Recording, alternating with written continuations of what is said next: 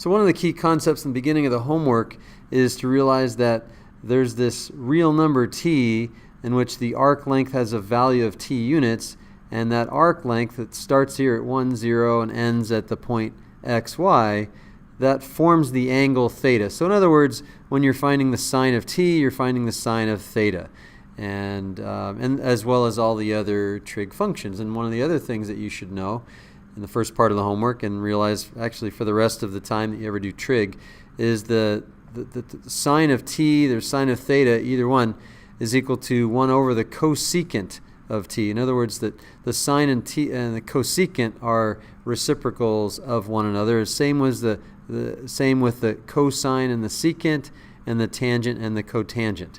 So when we look at the unit circle, this is for unit circle only, unit circle, when we want to find the sine of t or the sine of theta, we look for the y coordinate of the point. The cosine is the x coordinate, the tangent is the y over the x, and the cosecant is the reciprocal of the sine. So whatever you find for the sine, just flip the fraction over and you get the value for the cosecant. Again, the secant is 1 over the cosine, so 1 over x is the value of the secant, and then the cotangent is the x over the y. So that's the first part of the homework, and then we're going to do some of those problems here in a minute. And then the second part of the homework, it's important that you realize that all the trig functions are periodic, meaning that each of the angles around the unit circle, like let's take for example this angle alpha, we call that alpha, alpha being 30 degrees or pi over 6. Well, that's the same angle, I should say the sine of that angle is the same as the sine of let's go one time around and a little bit more for the angle beta. So beta being 360 plus 30 degrees more, or 390 degrees, or if you count in radians, you have 12 pi over 6 gets you one time around, that's 2 pi. So 12 pi over 6 plus one more pi over 6, that's 13 pi over 6. So we could also go in the negative direction. So if we go clockwise and measure the angle, oh shoot, I actually went a little bit too far.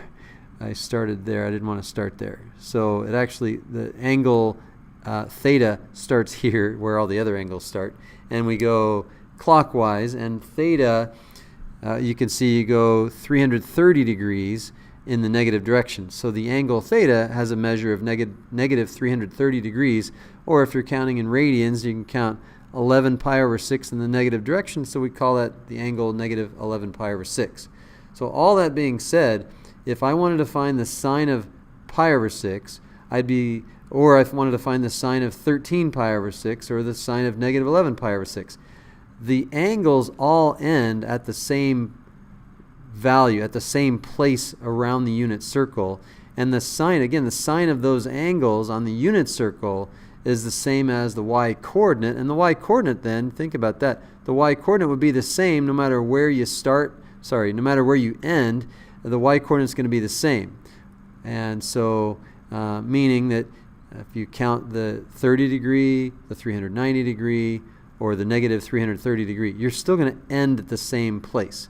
So therefore, the sine of all those angles is the same value, which in this case is 1/2. So that's a little bit of background, and we will do some problems in the next couple videos.